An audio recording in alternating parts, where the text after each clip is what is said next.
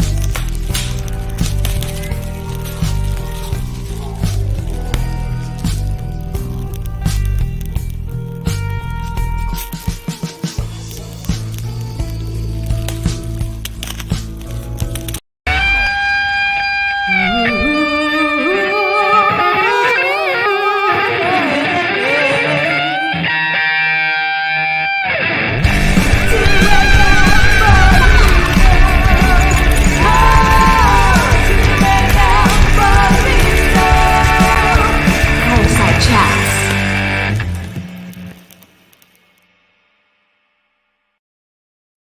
What is up, everybody? It's your boy Lou Martinez, aka Big Chief Burrito, live with you on a Woo Wednesday. Fireside Chats with Big Chief Burrito, coming at you live from San Diego, California, the Burrito Lounge, Chula Vista, California. Hope everybody's getting ready for summer.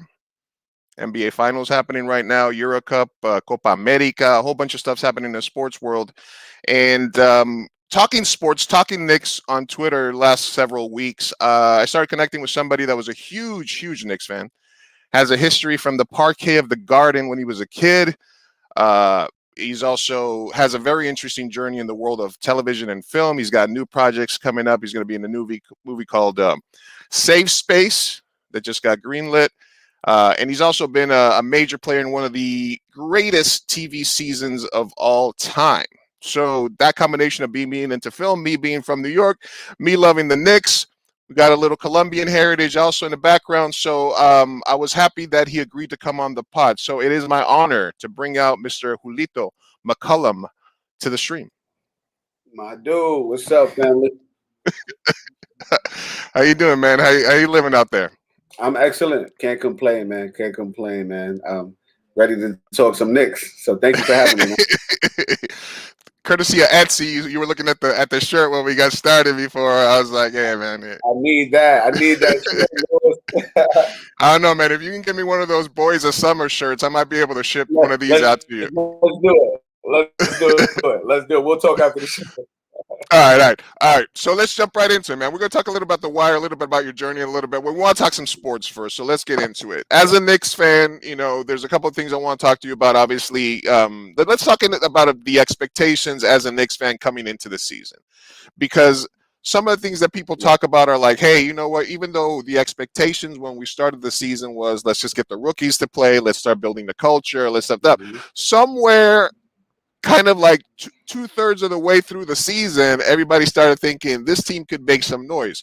Now, do you feel that the expectations should have changed at that point because people are like, nah, we lost in the first round to the Hawks and this and that? Or do you feel that people need to like kind of pump the brakes on that in terms of still feeling the season was a success overall? Well, for me, the season was a success from jump, right? From the moment that we acquired Emmanuel quickly late in the first round and had him come and give us minutes immediately, right? Some good quality minutes. That was a success. From the moment Julius Randle turned his entire game around, right? That was a success. RJ just slowly but surely building up to be an even better player than what we saw at Duke. That's a success. But honestly, for me, Lewis, I went into the season knowing that we were going to. I knew we were going to get at least 35 wins because we got Tom Thibodeau, and when you get a guy like Tom Thibodeau as your head coach, as the leader of the pack, you're not going to be a lottery team. It's just not going to happen. He's a win now coach. He has championship pedigree. He's been in battles with some of the greatest players to play the game in our generation. Of course, like he's ready for a win. He didn't come to the Knicks to play around. So I predicted 35 wins. So for us to really be where we are, fourth seed, that's just the cherry on the top. But I came into the season knowing we were going to win, man, to be honest. Now, do you ever get scared that the Thibodeau, because I mean the whole rap on him is, yeah, he's gonna make you a win now, he's gonna get you 35, 40 wins, but do you think that we got the players, do we think you got the horses that are built to be able to stand up to his rigors long term, or do you think it's a thing where like a couple of seasons they might be like, all right, he's the coach that got you the culture change, but you might get another coach to take you over the hump? No, I think we have the team because we have young guys, right? Yeah, he is a coach that's going to run you. But if you speak to anybody in the NBA, and I don't know who said it, but a superstar said, like, you want a coach like Tom. You want a coach that's going to play you heavy minutes. You want a coach that's going to give you an opportunity. And that's what Tom does. And I think we got the right people. As you can see, we had Iron Man of the Year, Julius Randle. He missed one game the entire season. I think he's the only All-Star that played as many games as he played all year, right? The only, Mitch. But Mitch has been injury prone since he stepped into the league, right? So we can't look at Mitch and say that was in reaction to Tom. That's just Mitchell being 7 feet and jumping higher than everybody, right? So I think we do have the guys. I think we do have the team that can help, that can help a Tom Thibodeau to get his wins and for a Tom Thibodeau to help us. I think we're ready. I think we got the squad. Of course, there are going to be some pieces that need to be added. Of course, this is a superstar league. You're going to have to get a superstar, and we might have to lose some of the young guys to do that. I think I'm okay with that. I mean, you don't get a Tom Thibodeau, you don't get a William West, you don't get a Leon Rose to be in the 8th seed every year. You don't get that. You with a squad like that, with a front office like that, with Julius Randle taking his game to this completely new level. Come on, man. I see that. We really missing some pieces to be better, and I think it's going to happen. You mentioned IQ, and one of the biggest things is that people like to bring up is like, well, if we wouldn't have used the pick on Obi and we would have taken Halliburton or somebody at the Obi spot, that doesn't guarantee that we would have had IQ, because if you take the point guard at 8, then you might use that IQ pick for a big, right? So it's almost like you can't really go back and say, well, we should have taken Halliburton, because at the end of Halliburton worked in the Sacramento system. They needed a 2. They needed a guy who was able to distribute and put people like a De'Aaron Fox in the right places. He went to a place that worked for the game and the style he plays. I'm not sure if Halliburton. Well, we all know Tom Thibodeau does not play rookies. You know what I mean? He played Emmanuel and Obi because he had to. He had no other choice. He doesn't play rookies. Halliburton probably wouldn't have had the same production here in New York that he had. I think we got the guy we needed. We just didn't expect Julius Randle to transcend and become an all-star in his second season with us. We didn't think that was going to happen, but I think we got the right guy. And if not, we're going to use him in a trade. And I think if we do that, we're good either way. We're good if we keep him. If we send him off somewhere, he's going to be a good valuable piece for somebody, and we're going to get somebody good back. So I'm happy with the pick we got. You got to give up talent to get talent, and a lot of Knicks fans, unfortunately, are a little myopic. I think Knicks fans, there's a good and bad about Knicks fandom. You know, they're hardcore, they're loyal to a T. I don't know any Knicks fans Loyal, yeah.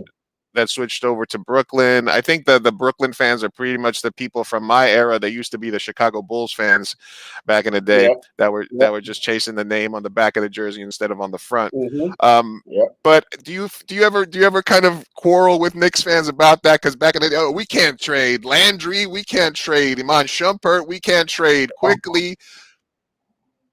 Every Knicks fan in the world loves and this is the thing. It's not a bad thing, right? We are just loyal by heart. We bleed this orange and blue.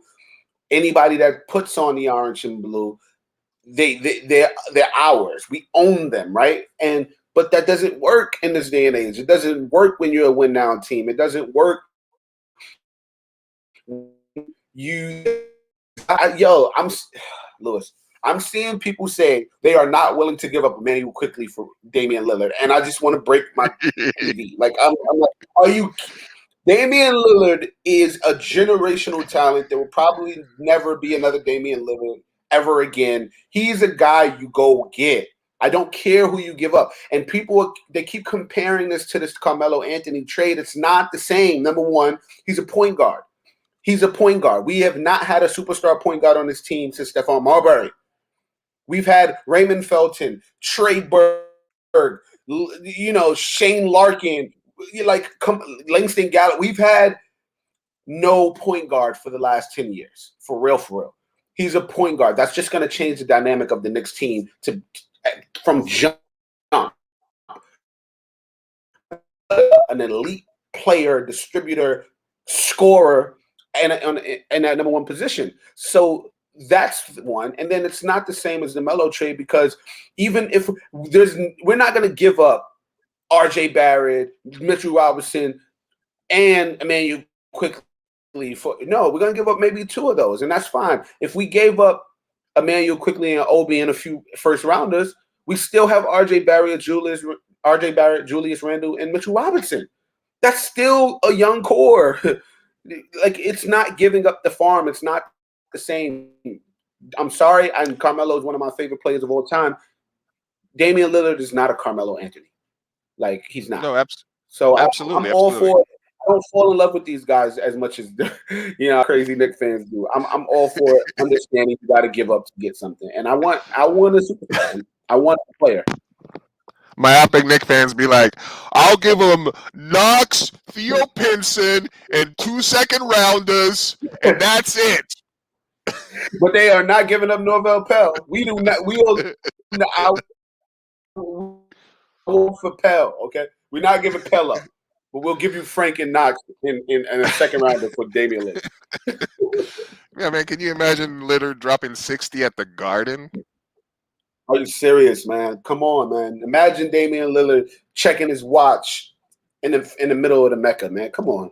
It's not the Carmelo Anthony trade. Let go of the Knicks PTSD, y'all. We're good. We got a different front office. But you need stars. This is a stars league. Every team that's been in the every team that was in the playoffs, but the New York Knicks had a super. Every single one. And I think we got bounced out in the first round. No, I think the Knicks fans have been in PTSD because for the last 10 years we've been mismanaged. You're always like, oh yeah, this is a Dolan move, this is this move, this is we're always like chasing the stars, chasing this. The Melo trade, obviously, the reason people get pissed off about it is you could have had him the next year for nothing, but then blah blah. Damian is such a difference maker, man. Like, the only other person, and this was my pipe dream as a Knicks fan, which was Steph Curry hasn't signed his extension with Golden State. Maybe he wants to go and do an alternate timeline where he gets drafted by the Knicks and he wants to play in New York and the Golden State is rebuilding. Yeah. And that was my pipe dream. But even I was smoking that Curry pack. But I think but Damian is a realistic, and people don't understand that it's a player-driven league right now. If he says I will only go to New York or Miami, then the price gets lower, just as it did for James Harden. When you look what Brooklyn gave up for Harden, and you're like, oh, Jack and the other player that they gave up and like 4 or 5 picks, LeVert. It doesn't seem like it's that much when you compare to James friggin' Harden, which is a top 15 player in the league, right? Damian Lillard is a top 10, maybe top 5 or 6 player in the league. As long as, I mean, the line for me would be RJ. The line for me would be RJ. I feel like that we're so vested in him and number 3 pick, and he could tempt Zion in the future. Like RJ, I think that it's hard for Knicks fans to trust that the brain trust that we have now are thinking that same thing. But like you said, you got Worldwide West, you got Leon Rose. You got new sheriffs in town that you don't hear no leaks. They move in silence. Bad boys move in silence.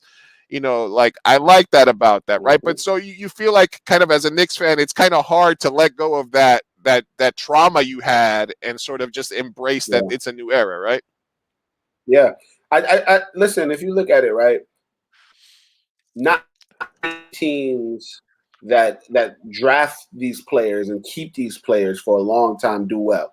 Look at what's happening with the Boston Celtics right now. They kept their 2 guys they drafted. They held on tight to. They then signed what they thought they were getting out of a star. Kemba Walker failed. Tristan Thompson failed. Nothing's really. So they're gonna blow that up in a minute if they don't go. Eastern Conference Championship next year, they're blowing that up, right? So it didn't work for them. You need a superstar. You need a superstar in this league, and I'm not going to fall in love with a Mitchell Robinson because he gives us 4. He can give us 4 blocks a game. I'm like we got that in Noel, and we still made it to the 4th seed without him, right? So listen, I want Dame, man.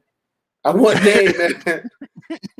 Hey, I'm right there with you. Plus, when Noel was blocking 5 or 6 shots a game, people had completely forgotten about Mitch. Like I didn't hear any Knicks fan talking about where's Mitch. We need Mitch to come back. No, we had a 85% Mitch replacement, maybe more in Noel because he was a vet. He was a little fragile. He played too many minutes once Mitch was gone, but no, he was a beast, man. He was a defensive beast for us. If Nerlens Noel knew how to catch a basketball, he would. I would want him as my starter. That's the only thing that's stopping me from truly wanting him as a starter is because he has hands of stone. If he did not have those stone hands and he could catch a lob or catch it, he would be Mitchell Robinson. But right now, he's actually playing better defense than Mitchell Robinson. That's just the facts. So it's like, yeah, we're gonna fall in love with these players, but let's understand there's guys out there. Like, if Houston, if the Nets gave up Karis LeVert, people got to understand the Nets gave up Karis LeVert and Jarrett and Allen for Harden. Allen is better than Mitchell Robinson and Karis LeVert is better than RJ Barrett. Like, that's just the facts. So if that's all we had, I'm also with you. I'm not with giving up RJ. But if we had to give those guys up, we actually gave away less for Damian Lillard. It's less. It's not the same thing.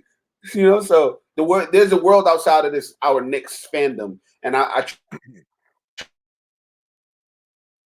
gung-ho and stuck in this little box. I understand the game, and I've been watching it for 30 years. I understand it. So hopefully we make the best decisions. And we will. I think we will. Noel needs a little Clint Capella in him. He needs to be able to roll to the rim. He needs to be able to catch some more lobs. That would be kind of like the evolution of him. Unfortunately, obviously, everybody knows that he back in the day turned down a big contract thinking he was going to make some more money. Then he got hurt. So I think he's going to be chasing that bag this year. So I don't know if we're going to keep him. So I think it's Mitch. But if you had to give up Mitch, I think even Mitch, IQ, and Obi would be a fair price for Dame. It would hurt. It would hurt to see IQ go. It would hurt to see IQ go. Of course. But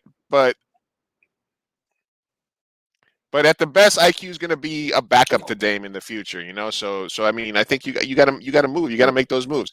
You get Dame, Rose, Julius, and then you're going to have people that want to come to the Garden and play. Come Man, on, man. That's what I'm saying. People got to understand the stars. Players go where the stars are, right? So people are like, "Oh man, if we get Dame, we're not gonna be able to afford anybody else." Do you know that people take pay cuts all the time to try to go to play for a contender? People will take pay cuts to come and play with us. I can see a Norman Powell taking a pay cut to come and play with us against with a guy he just played with in Damian Lillard. I can see these players saying, okay, I want to go play in the biggest arena in the world, the greatest city in the world. I want to go play with one of the greatest point guards of all time and a Julius Randle. I want to go play with that. I don't, come on, man. Please, y'all. Stop. Yeah, let's stop. Let's fairly evaluate our players. Let's not fall in love with, like, you know, Landry and like we do back in the day. Like, oh, you know, these players are like, we can't trade them. Sorry to cut you off. You know what? Go ahead. To stop that, because people got to understand, like how we fell in love with Alonzo Trier a few seasons ago, and then they leave us and never play basketball again in Right. NBA. It's in our brain, y'all. It's in our brain. Landry Fields has never played basketball again after he left New York City. He literally went and became like this tech guy somewhere. Like, but we was in love with him and we didn't want to give him up to anybody. Come on, man. Stop it, y'all. Yeah, it's every year. I can't give up Theo Pinson. He's a glue guy. You know, we need him. I'm not giving up Theo. I'm not giving up Theo, man. 20 claps a game.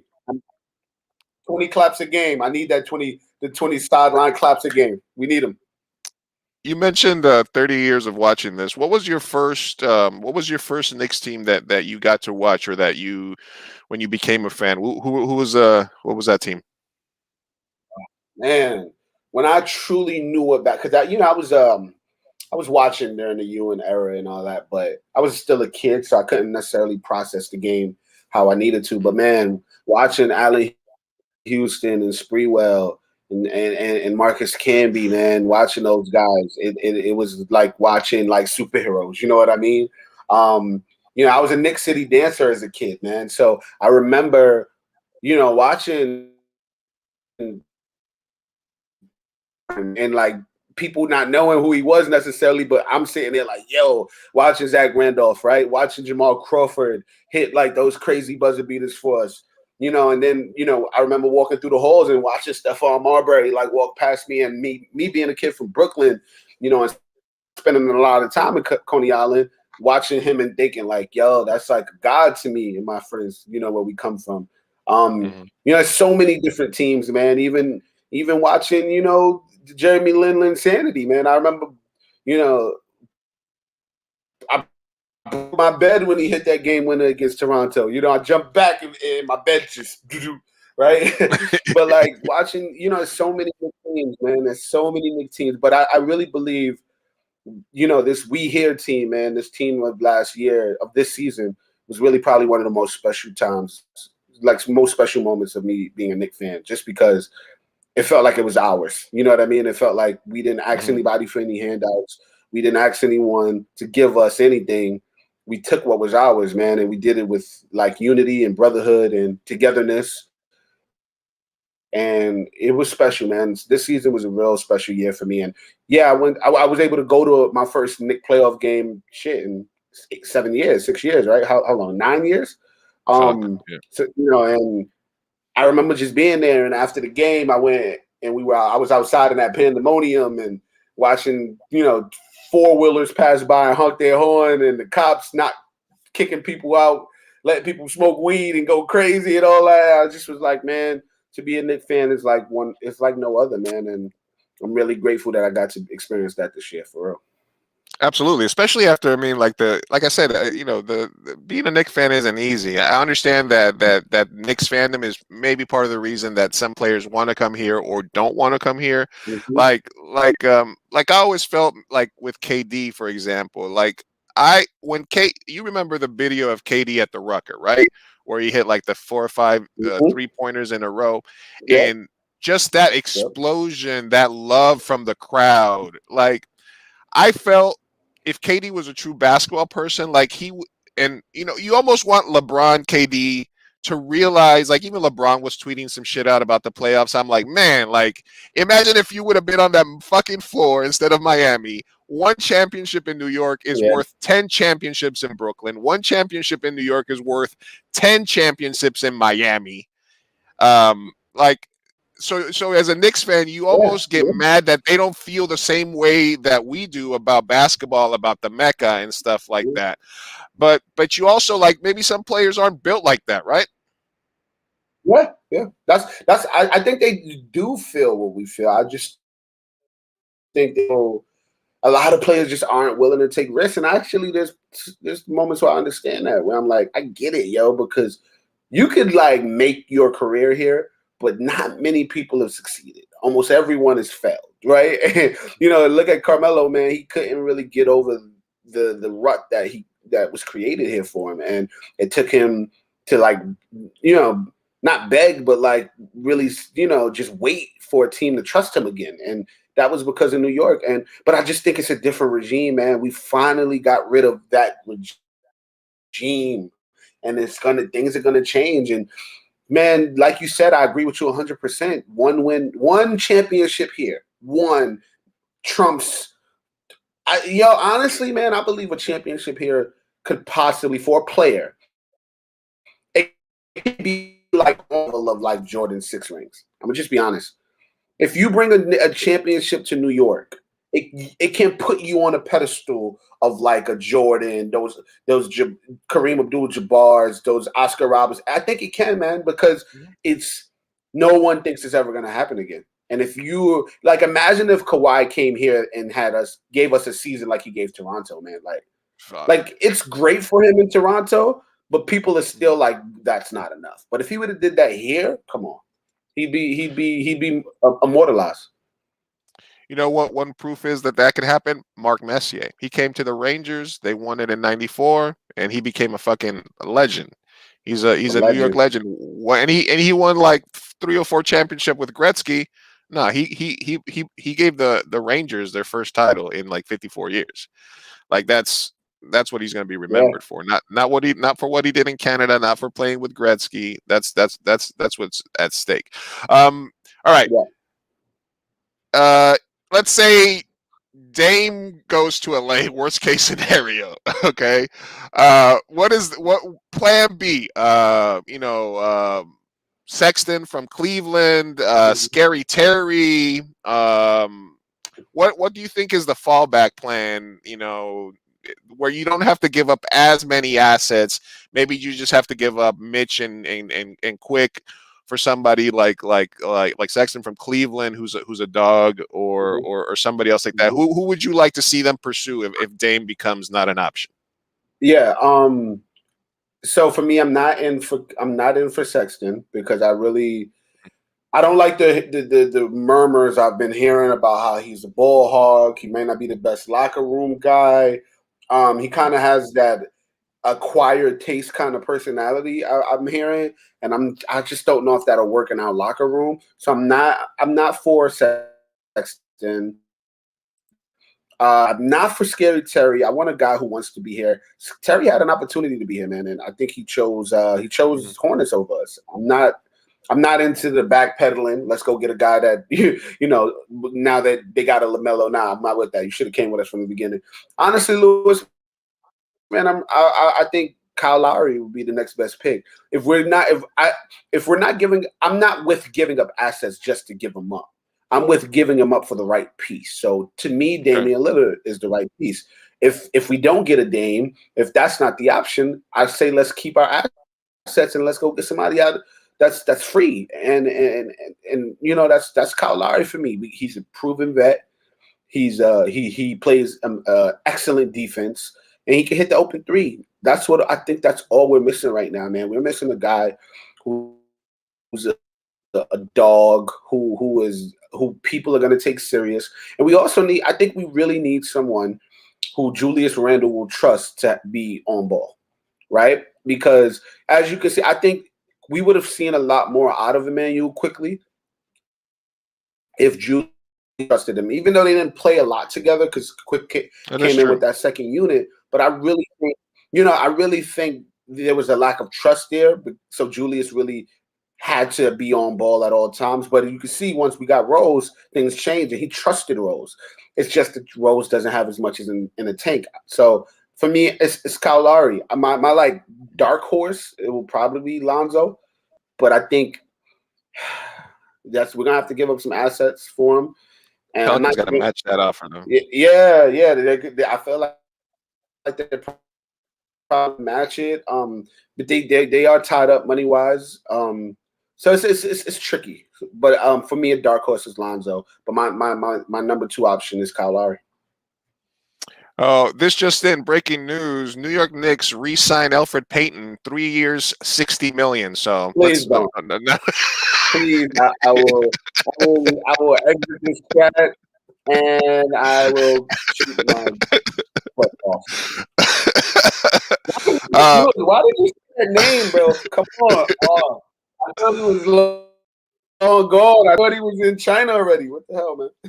No, the amount of run that Thibs gave him this year was just redonkulous. I mean, I understand he wanted to set a defensive pres. I mean, but in terms of like, he never passed it to RJ. His usage was like you could replace Dame with Elf and keep the same usage rate, and it would have been like a probably like a 10-15 point difference in points per game for us, just by adding a competent super guard there. Like, I think as much as Tibbs is the right move and loyalty is what built that team, I think that sort of that loyalty, these are our guys, this is the culture. He realized that he couldn't start him probably about 2 months too late. I think well, I mean, in terms of like, they were rolling with him for a while. You're right. You don't wait until the playoffs to make a decision like that. Right. At He that didn't point, even it didn't make try. sense. He didn't even give us. He didn't, and he didn't even. That's the only negative thing I have to say about Tibbs this year. You try things like that. If you tried the last week of the season, you don't try that in game 2, bro. You don't do that in game 3. Like, come on, this is game 3 of the playoffs, man. That's the only gripe I have with Tibbs. Elfrid Payton needs to get a rocket ship attached to his back in his book bag, and someone needs to shoot him to Shanghai the day the finals ends. Like, please, I never want to see Elfrid Payton on this team again. I don't even want to see him wear the color blue and orange ever again. That's all I have to say. He's playing. I mean, who would sign him? I mean, just like as a backup point guard, he comes in with like Miami and their 3rd unit or something next year. Like, I don't know. I mean, you wish. I think he's bound. Plus, we got the new cat, the new Spaniard dude coming next year, right? The summer of Luka. We got our own Luka. We got our own Luka. I'm excited to see what he does, man. I'm excited for the summer league. I'm excited for Tibbs to be able to truly work with these youngins in a real off season. You know what I mean? I'm sure he's working with them right now. If the rumors are true about Tibbs, they've probably been doing 2-a-days already. Like, they're sitting at someone's house watching film, watching watching the finals, right? Like, they're doing the work, and I'm excited for Luka, man. My boy Andy over at Nothing But Knicks, he's been talking him up for way before we even signed him. And he gave me some real great insight, and he has some really good upside. He's older, so he gives you kind of that Pablo Prigioni feel. He looked up to Pablo Prigioni, and I love Pablo Prigioni here. He did great for us, you know what I mean? And he's a coach over, I think, in Houston. But like, yeah, I'm excited. We got a cool little 3rd string point guard, and if we don't keep him, then we lose nothing. But I'm excited to see what he does. So now you mentioned you were a young Nick City dancer growing up. Now, usually when they say sports, like the first time you go to a baseball game, you should go to the top level. You know, you don't want to, so you get a perspective, and then slowly you move down to like the front row so you can really appreciate it. But you went the other way. You started you started on the marquee of the Garden, and that was your first exposure to being in that area. So was there any chance that you weren't going to be a Knicks fan after that for life? Like once you got that taste of it, what was that like as a kid? It was amazing, man. It was like the start of my career, you know, and I think it was setting the stars for me to be a Knicks fan, man. I just remember being out there and just watching the team and just being fascinated. I love basketball since I was born, you know, and I just always gravitated towards the Knicks. I don't know why. It was like, you know, we were the most hated team. You know, people still to this day talk horrible about us. And I'm just like, but that's my team. You know what I mean? I'm like, I'm stuck with who I'm stuck with. You know what I mean? And I'm happy about it. It was crazy though, being a Knicks City dancer, man. I did it for about 2-3 years. I also danced with the Liberty as well. When we had like Teresa Weatherspoon and Becky Hammond, you know what I mean? So that was pretty cool. But yeah, it's always been in me, man. I bleed orange and blue for real, man. Did that spark the interest in acting, or did that all come at the same time, or how did you transition from just being a performer to wanting to focus on being an actor? Yeah, so I was dancing already prior to being a Knicks City kid. The opportunity came up because I was in like this dance classes and you know, the choreographer, she had a lot of connections. She choreographed a lot of big artists. So when that job came about, she had told me about it. But yeah, dancing was my thing at first, but I was passionate about it, but it was something I was good at. But then maybe a year into being a dancer, man, my mom had met through the industry told me like, hey, I think your son needs to be in front of the camera, not like behind somebody. So I got an acting agent. Are you interested? And we were like, yeah, like, you know, I never had thought of acting ever, but hell yeah, you know. And the next day we had a meeting with this agent. The day after that, they started sending me on auditions before I even like signed a contract with them. So the rest is just history, man. Like to this day, I've never been to an acting class, never taken an acting class. It's just raw talent, you know what I mean? And I've done work within acting, you know, but to know that I was able to do this, and it's crazy. As soon as I started like auditioning, I never danced again. Like I became so busy with acting that I didn't have the time. So thank God. I was about to say, why didn't we see you in the Heights? Oh nah, man. I wish. I need to lose like 50 pounds and, you know, learn Spanish. And then how long after that? Did you audition for The Wire? Was that an open casting call? Was that something through your agent, or how did that come about?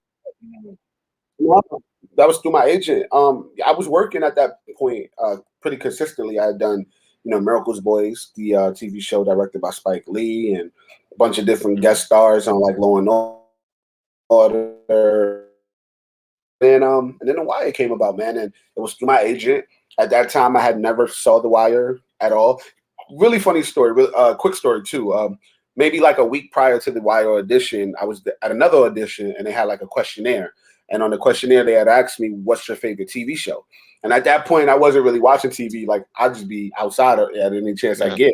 So I asked my mom, like, "What should I put?" And she's like, "You should put The Wire." And I was like, "What's The Wire?" I was like, "What's The Wire?" She was like, "She was like."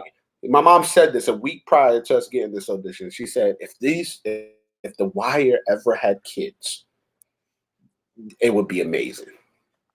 And then a week later, I get the call that I have an audition for The Wire. Yep.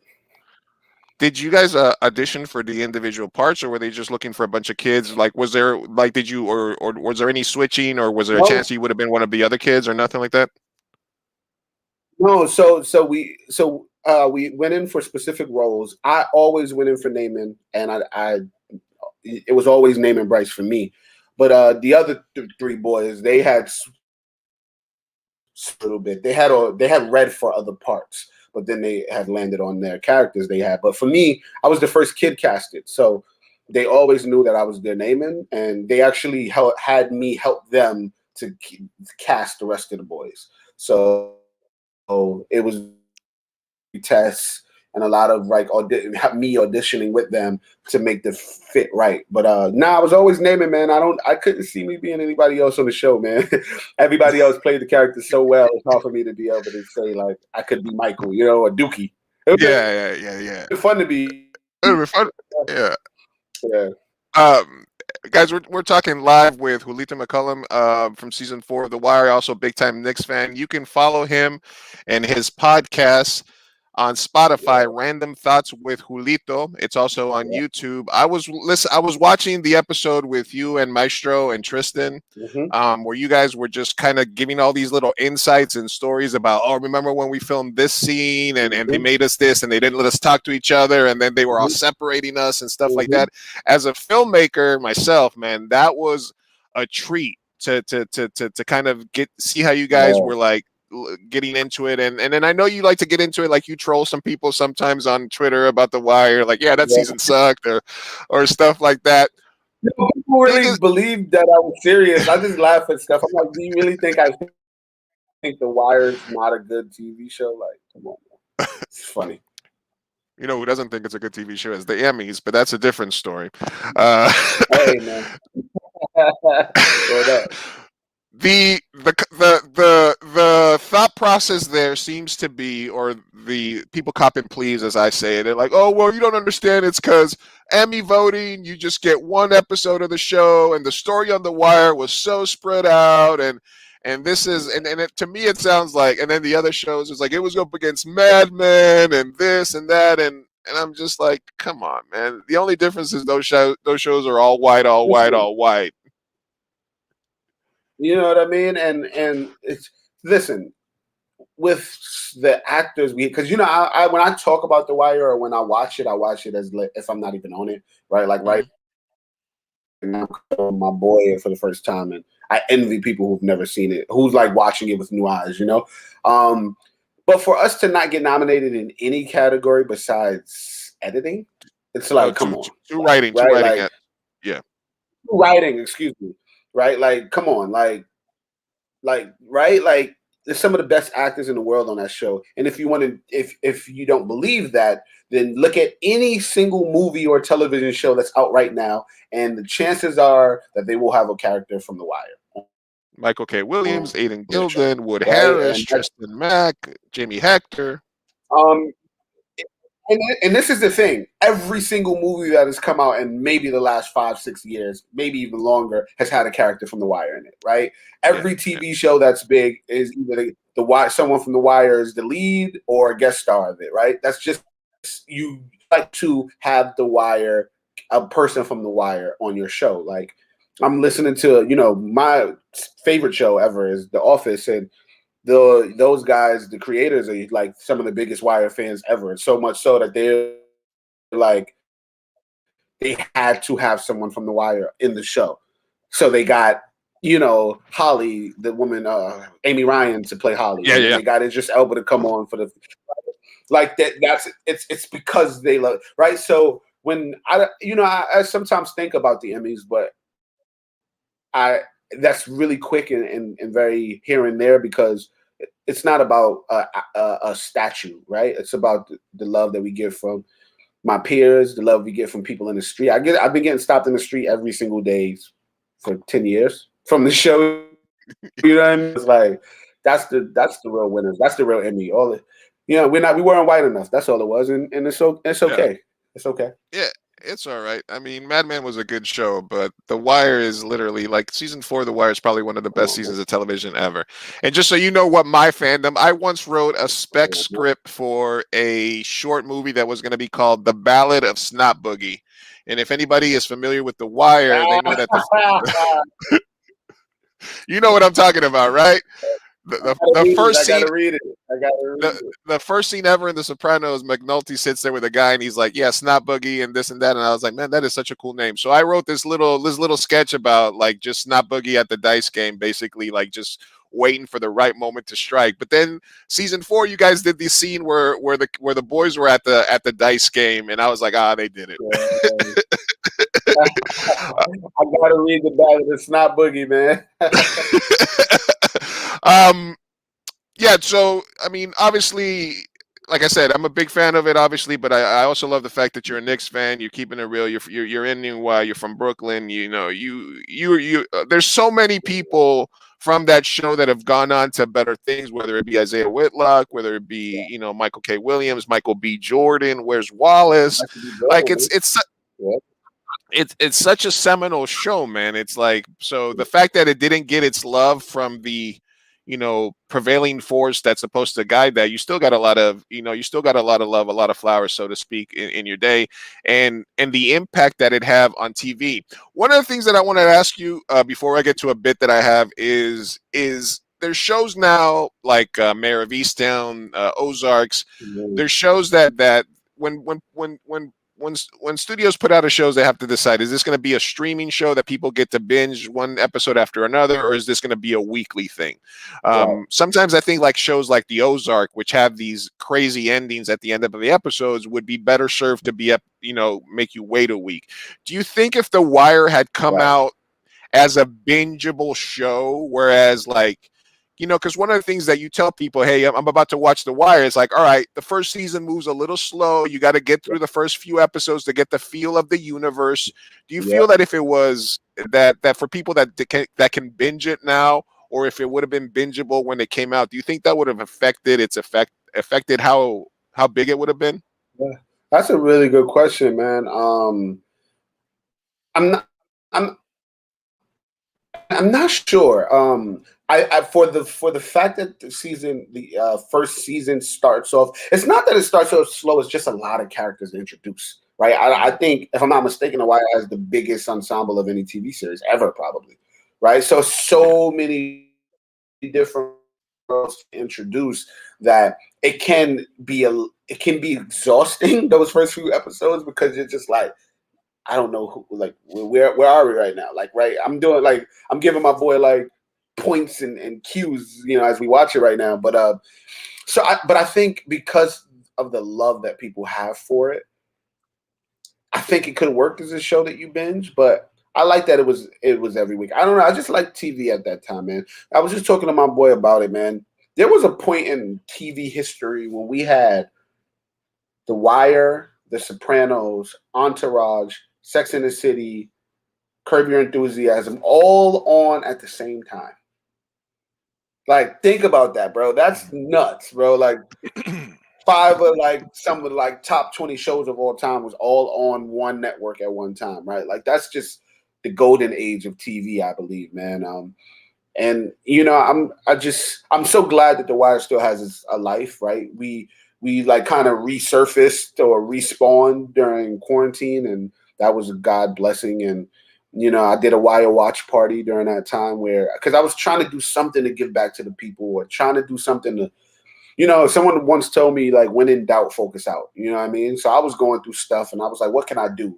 How can I focus out? So I did this thing where we watched The Wire on Zoom, and I would put the link out every day. We'd watch 2 episodes a day. I'd put the link out, and whoever showed up. And I'd have writers come on, and I had almost every actor come on. And when we got to season 4, it was the first time all 4 of the boys were together. We've never been in a room together since the premiere of The Wire, and so it was the first time, even though it was virtual, it was the first time we were all 4 of us together talking shop about the show, and hundreds of people on Zoom with us watching. And to be able to still do something like that for a show that's been off air for over 10 years, it's kind of nuts, man. So it could have worked, I think, in any aspect of, like, whether it was binging or just once a week. But the good thing about it is people still love it, and that's amazing. One of the best performances of any character was Method Man. Cheese, Wagstaff. Come on, like I don't care what you say. Method Man is the best rapper actor. I agree. It was the only person that I can say Method Man is the best, but who I think would have been better is maybe Tupac. Tupac had this. I really like Tupac. We just don't have enough from him. Yeah, to say man. he's better than Meth, but I really like Tupac. I did. I mean, Juice, Poetic Justice, like, Right. oh man, he was putting up a resume early, Above the rim, above the rim. before he passed. Yeah, He was so natural, man. He was so natural and so like he really. But he went to school at the Baltimore School of Arts yeah. for acting, and like that was his thing, prior to music. So I think he would have gave Meth a run for his money. But Meth is the one, man. Meth is the guy. I think I pick Meth over Will Smith. Yeah, I definitely. Yeah, Meth puts in that work, and of course, the worst is Nas, but we're not going to talk about it. I plead the fifth. As much as I'm from Queens and I love Nas, man, yo, I killed that kid. My name's Since. I mean, you gotta go to Africa, son. Africa, son. I seen it. That's hilarious. I actually gotta go watch Belly now. And then, all right, here. One of them is coming to New York. All right, Okay. Luca or Zion. Which one you want? Well, With this team, and not giving up anyone, right? not giving up anybody. I'm taking Luca. Luca. I'm taking Luca. Yeah, I just love the way. I think with this team, we are like one distributor away from a contender, man. Like we just need a true distributor, man. A true playmaker. Zion's amazing. But I mean, if you look at it, Julius had a better season than him. You know what I mean? He had a better season than Zion. So if we get Julius to do what he did this season, and then we add a Luca. Oh my God! But I also think Luca's like 35, and that we only got like 3 years left for him to be good. So I don't believe that kid is 22. I don't believe it. Oh, you think it's an old man syndrome? I know an old man body when I see one. Me and Luca. Luca's about my age. Okay, he is not 23. Now you also do your IG lives with your R&B music and your things like that. Your music plays a big part in your life, obviously as a dancer, performer early on. Do you think that if they come at you maybe like pre The Wire and they're like, all right, kid, we're gonna give you got 2 career choices here. You can do 2 or 3 albums, win 2 Grammys, or you can be on one of the best TV shows of all time and then be a working actor, have a nice, decent career. Do you still think that you take the path that you're on, or do you secretly wish that you could be on there like? I don't know, man. That's a really good question. I don't know, man. I don't know. I music is my heart, man. Yeah, like you said, I DJ every Thursday on my IG. Like I gave up the music, like wanting to be an artist thing, but I was like, what else can I do? Oh, DJ it, right? But I love music so much. I probably would have picked music, bro. Mm-hmm. Probably would have, because honestly, man, it was a slow build in me with like appreciating acting. To be honest, it was a slow build. Because it just wasn't something that everybody did in my neighborhood or anyone did in my neighborhood. It wasn't something that I saw happen for people that look like me, often. So I didn't think it was possible. But music, man, that's my everything. Still, it's my everything. And acting as well, but like music is it. I probably would have made a fire album, man. I was working on music for a little bit, but we're gonna keep that under wraps. You know what I mean? What would have been your Julito Mac? What would have been your name? What would have been your artist? My stage name actually was Jay Bryce. Jay Bryce. Yeah, that was my stage name. To be honest. Nice. Yeah, that was my stage name. It's weird, but yeah, man, music is my everything. I got a few records out there. YouTube Jay Bryce, you'll find some stuff, man. I was doing music heavy for a while. Yeah. But I gave it up, man. It's the music game requires entirely too much energy that I'm not willing to give it. All right, guys, we're talking live, talking Knicks, talking about The Wire with Julito McCullum from one of the best seasons of TV. He's also has a podcast, Random Thoughts with Julito, that you can find on Spotify. You can find it on YouTube. Make sure that if you stop by today, give us a like, follow us on Facebook, facebook.com/2inburrito, twitch.tv/2inburrito, blah blah blah. Two and Burrito anywhere you'll find me. I'm Lou Martinez. I'm your host here. And I do have one last thing that I want to do with you, Julito, because I know we're on a time constraint here. But you're a Knicks fan. You're also on the one. Well, actually, we have two bits here. First one is a segment that I like to call "Should I Buy This Shirt?"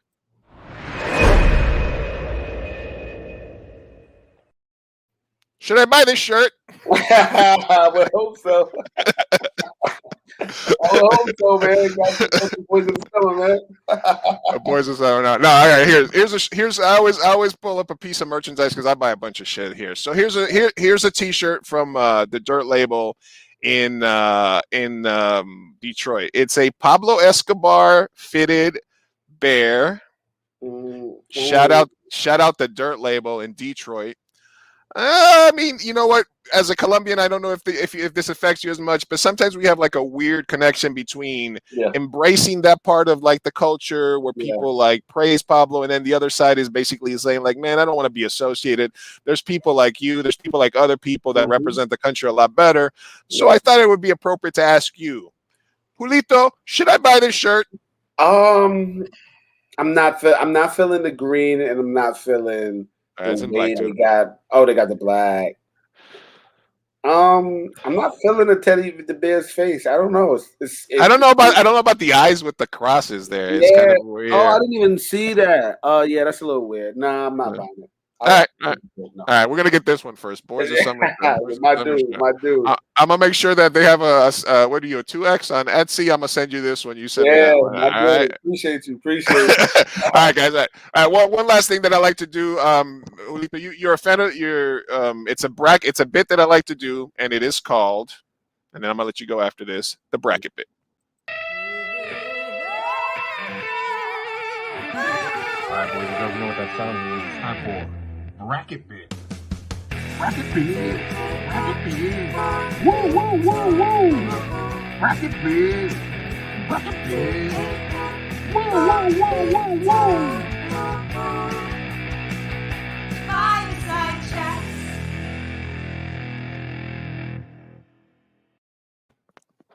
All right, Julito, it is time for the bracket bit, and since it is towards the end of the episode, I can light up now because I don't have to worry about forgetting questions. But you are an actor. You were on a TV show called The Wire. You're also a fan of the Knicks. So for our bracket bit, what I've chosen to do is called Knicks versus The Wire. I'm going to give you a couple of... Now, the bracket bit is constructed by me for maximum pain, which means I conduct a bracket. Whatever rationale you want to have for this, on how you answer, it's up to you. So you can say, I like these characters better. I think I would rather have lunch with them tomorrow. Whatever your rationale, that's up to you, brother. But I'm the one that's asking the questions. You ready? Let's do it. All right. In the first round matchup, we got McNulty. I try to pick pairs. That went together. So the first McNulty and Bunk. That McNulty and Bunk scene where they say shit the whole time and they say fuck. Fuck. Yeah, fuck, right? Or Jamal and Starbury. Two ballers who could put up points in a minute. I'm going Bunk and McNulty. If we're talking about Nick Starbury, it didn't work. And Jamal, he was too young. I'm going with the vets. Yeah, going with the vets. All right, we got Rose and Nate who got KO'd versus Bodie and Poot. Bodie and Poot, too legendary, man. Come on. Too legendary. All right, we're going Bodie. My D Rose, that's my. Hey, man, the bracket bit is created for maximum pain here, Julito. I see. I'm going Bodie and Poot. I'm gonna go call Bodie. That's like that's one of my favorite lines of all fucking time. All right, we got Mitch, Camby, and Tyson Chandler. We got some big men versus Chris and Snoop. A murderous duo if there ever was one. Yeah, are you really gonna make me choose all Wire people? Like, why would you put Mitch, Camby, and Tyson? Yo, Tyson, when he used to kick out those rebounds, like Tyson, knock those shits to the 3-point line. I used to be so high. I'm going Chris and Snoop. Chris and Snoop. Oak and Mason versus Slim and Cuddy. I'm going Oak and Mace, man. That's my forces, man. I'm not worried about nothing. Oak and Mace got me. In a battle of enforcers, Oak and Mason move on. All right, we got Prop Joe and Brother Mazoon, or Clyde and Pearl. Some old school legends. Clyde and Pearl, man. Clyde and Pearl. Going Clyde and Pearl. All right, Stringer and Avon. Come on. I don't even care. I don't even care what you say next.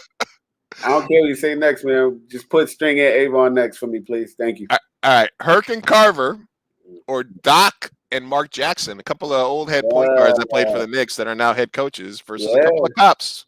Yeah, I'm going Doc and Mark Jackson. Doc and Mark Jackson. OB. They were fuck ups. I'm good. Yeah. Oh, you went Doc and Mark, right? Yeah. Okay. Yeah. All right, we got the Rooks, OB, IQ, and Frank versus Weebay and Bunny, your daddies. Come on, man. I gotta go with the pops, man. He might be your father, but I'm your daddy. What's up? I gotta go with my pops, man. Come on, man. You know we had to put them as a duo there. That was a good one. All right, we got Bubbles and Kima, a great duo, versus Ewan and Starks. That's my generation, but there's still some ballers. This is probably the toughest one. Ewan and Starks. My favorite NBA Jam combo. Oh, man, Bubbles and Kima, classic scenes, man, classic. I don't like the way Kima did Bubbles at that's in my season. So I'm going with Ewan, man. Let's do it. Ewan and Starks. Cheese and Ziggy, forgotten from season 2, or Mello and JR. I'm going Mello and JR, but Cheese and Ziggy, classic. Marlo and the Greek, or Amari and Linsanity. Linsanity. I'm sorry. I'm going Mello and Amari and the Greek because, Lin, he had 7 good games for us, But Amari, I always think about if he didn't bust that knee, man, where would we be, man? Come on, man. Yeah, no, I mean, they ran him into the ground that knee. D'Antoni. Oh man, he was giving us 30 and 15 a game, man. Like it was like that month little stint where he was just killing, man. Oh wait, so you going Marlo or Amari? Which one are you going here? I'm going Marlo though. Marlo, oh yeah. Come on. The Greek can get you out of anywhere, man. The Greek can get the Greek's not even Greek. What are you gonna do? He's not even Greek. Plus, Jamie Hector might be watching. We don't want to piss him off. All right, and Clay Davis and Tommy Garcetti, or Stevie Franchise and T-Mac. I'm going to Franchise and T-Mac, man. I wasn't a fan of Carcetti that much, man. He let me down, man. I had high hopes, but he let me down. Plus, he's also a conniving asshole on Game of Thrones too. So hey, he is. All right, these are the boys of summer minus you. It would be unfair to put you in. It would be unfair to put you in here as well. So it's just Michael, Randy, Dookie versus Allen, Spreewell, and LJ. The 4-point play. Oh man, I got it. I would be killed if I didn't go with my brothers, so I gotta go with my brothers. But come on, the boys. I had to make it tough for you. I had to make it tough for you on that one. Yeah, you set me up. All right, Willis Reed and Dave DeBuscher, or Presbo and Zabatka. I'm going with the captain, man. I'm going with the captain. Let's get Willis in there, man.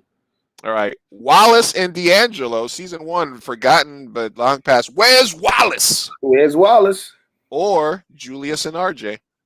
Oh, shit. I'm going with my new guys, man. Let's get Julius and RJ in there. All right, Porzingis and Timmy Shimmy, or Omar and Ishadi. Well, I don't care who you go, but never Porzingis shouldn't even be on our list. He was not a Knick. They gave us the Men in Black memory loss thing. It didn't happen, right? First, I was going to put Omar is the only one by himself because all he needs is a shotty. But then I remember Butchie was also important to Omar. Yeah, so we put him on there on the bench. We got him on there. All right, moving on. McNulty and Bunk, Bodie and Poot. I'm going Bodie and Poot. All right, Chris and Snoop or Oak and Mason. Enforcers versus Enforcers. I'm going Oak and Mace. Oak and Mace. Clyde and Pearl, or Stringer and Avon. Stringer and Avon. Doc and Mark, Weebay and Bunny. Weebay and Bunny. Ewing and Starks or Mello and JR? This is our generations fighting against each other right here. Old school versus semi-old school. Mello and J. Oh, ow, you're killing me. I'm sorry. Marlo and the Greek or Stevie and T-Mac? Marlo and the Greek. People don't remember that's, you're like, T-Mac was on the Knicks. Yeah, he was on the Knicks. Yeah, hell yeah, T-Mac was on the Knicks. I was hyped. He's 20 against the Bucks his first game. Yeah. The Boys of Summer versus the Legends, Willis and DeBush. Man. We got to go to Boys of Summer, but you set me up. All right. Julius and RJ or Omar and Butchie? I'm sorry, Omar, but I got to go with my new guy. I got to go with We Here, man. Big 15. All right. We got to our final 8 here. We got Bodie and Poot versus Oak and Mason. I'm going Bodie and Poot. All right. Stringer and Avon or Weebay and Buddy? Oh my God, this could be the final right here. Damn. The two father figures. Either you're real out there or you ain't, man. I gotta go with Bay and Bunny because Stringer he lost him some points. But Avon's my favorite character in a while. Avon's your favorite character, but you Yes. go with Weebay. Yeah, you got to go with Weebay and I Buddy. gotta go with Weebay then. Now, Weebay was a murderous motherfucker though too. He was, man. Just for another pit steak in what orange soda you say? He's like, I'll give you a couple more murders. What else you want to know about? What? he was like, just don't fuck with my fish. Yeah, man. Just sidetracking here. How was that? Like as a young kid, you're put into that situation. You got a little experience, but you don't have any training. Yeah. That scene where you're talking to your father and like did you know the entire Namond story, or did you go episode by episode in terms of like what they would give you and stuff like that? No, we didn't know anything. We would find out a few days before we started shooting. We would be like on the set begging David Simon, like, tell us something, give us something, and he would know. He was hell bent on no, you're gonna find out on schedule. And so no, we by the grace of God, man, we worked a lot with Prop Joe, Robert Chu, who's an amazing guy, man. Without him, you guys wouldn't have got the Boys of the Summer that you got. But he did a phenomenal job at prepping us and training us, man. And so by the time we got to set, man, we were the characters, so the scripts just were the words. It was inside of us because of what Prop Joe, because of what Mr. Chu, who played Prop Joe, what he did for us, man. I'm forever grateful for him. Yeah, excellent, man. Obviously, and if you guys want to find out some cool stories like that, go watch some of the episode where he has Tristan and some other people on. They really go deep into like the scene and that scene. And I was like, I'm gonna check out a little bit so I'm ready for the pod. I ended up watching a whole hour and a half. I'm like, I'm on. Thank you, man. Yeah, man. You're a good interviewer as well, man. You keep doing your pods. All right, back at it. Sorry, we got sidetracked there with a little talk. Mm-hmm. All right. We got Mello and JR versus Marlo and the Greek. I'm going Mello and JR. Swish. JR swish, as the song goes. All right, we got the Boys of Summer. Oh, this is another one that could have been the final. The Boys of Summer, Michael, Randy, Dookie versus the new boys of the Garden, Julius and RJ. I got to go with the Boys of the Summer. You set me up on this bottom half of the West Coast trip was tough for me. All right, we're going with Boys of Summer, Julius and RJ taking a seat back. All right, we got the final 4. Bodie and Poot, Weebay and Bunny. I gotta go Weebay and Bunny. Weebay and Bunny. Booty and Poot, man. That's like it's the heart of the show, I think. Heart of the show, man. Because it's like Bodie, if there's a character that we fucking attached ourselves to for the entire season, that was there the entire 5 seasons, it's Bodie. Yeah. And Bodie, he didn't make it to season 5. Oh yeah. But his presence felt. It's funny. Like I told you, I'm showing my boy the show now, and I just showed him. The chess scene. Yeah, we got to that episode and how the king stay the king. The king stay the king. He's like, unless the pawns don't make it unless you're a smart ass pawn, man, and how pivotal him being the pawn of the show. The heart of the show, how pivotal his character was and how pivotal him as a person was, for what he means to America, right? Like what the Bodies out there mean in America, man. It doesn't matter how hard you try, how much you give. It's just nobody wins, you know. Like what Presbo said, nobody wins. One side just loses more slowly, and he's a big part of why people love the show. So my boy, shout out to my brother JD Williams, amazing job. Amazing show. And on the other side, we got Mello and JR versus Michael, Randy, and Dookie. I can't believe a Knick did not make the finals, but I wanted to see which way your heart was pulling, Julito. yeah, That's the whole purpose. I know. You wanted to see what means the most to me. I get it. I got to go with the Boys of the Summer, man. Got to go with the Boys of Summer, man. And then in the finale, we got the eternal battle of your family versus your friends. You got the two father figures. One of them raised you to the streets. The other one took over. In a beautiful moment where, Weebay is like, you're going to let my boy go, Go, yeah. Like he's the one person that can stand up to the dragon lady is Weebay. Yeah. And then on the other side, you have you with the other three, which is like, all right, you think you know this show. Yeah. And then all of a sudden you're like season 4. It's like, hey, yeah, I know you want to know what this Avon, like Marlowe thing is going to be. I know you wanted the resolution to that, but we're going to introduce you to these 4 kids. Yeah. And when you first see them, you're like, why the fuck are you, why am I watching something about junior high school? Yeah. But they knew that was the right move and to show the next part of that. So that was an incredible fucking season of TV, man. So I mean, I appreciate you coming on, but like we talk Knicks, we talk like New York, we have some common heritage, but like I just want to give you your props, man. You crushed that season of TV. That like that's something that like touched people, and you created that art. So big props to you on that one, brother. My brother, I appreciate that so much, man. Both sets mean so much to me as a actor, as a human being. But I think what Michael, Randy, and exclude me, right? Like, yeah, I think what Michael, Randy, and Dookie did, what Jermaine, Tristan, and Maestro did on that season of television is probably some of the greatest acting you'll see, especially from kids, but some of the greatest pieces of, but not even just what they did, but the writing that those writers wrote for them, the stuff that what we had to do, what the weight we had to basically lead a season. You know what I mean? Even when they went to the docks, man, and the Sabakas had the season, they didn't. I don't know if they had as much weight as 4 Boys did, right, in season 4. So I gotta go with my brothers, man. I gotta go with my brothers. You gotta go with the Boys of Summer, bringing the trophy home. I mean, I knew it was a tough bracket. I made it tough on you, man, but you pushed it through.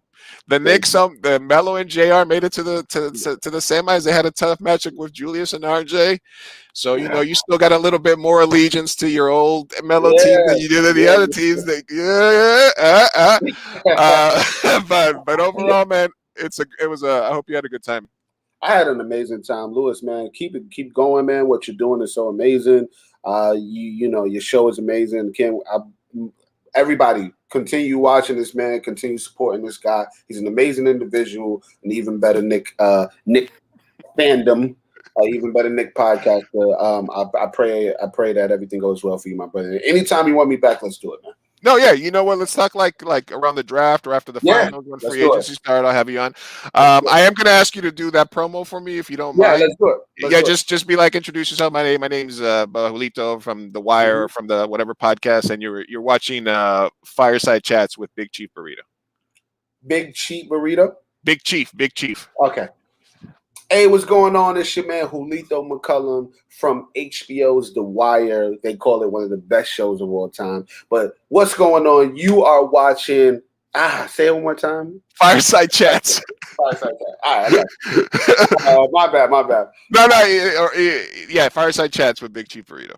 Hey, what's going on? It's your man Julito McCullum from HBO's The Wire. Some people say it's the greatest TV show ever, but you are watching Fireside Chats with the homie Big Chief Burrito. Oh, thank you very much, brother.